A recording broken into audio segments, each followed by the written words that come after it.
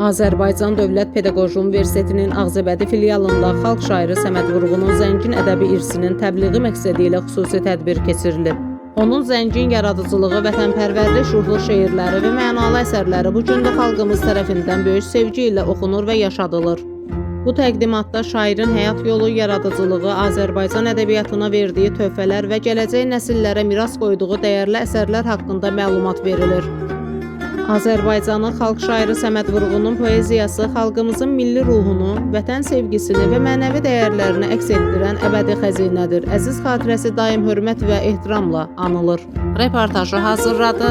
Haqq Səsi TV1-in rəhbərliyi Elxan Müzəffəroğlu, səsləndirdi Əfsanə İbrahimova.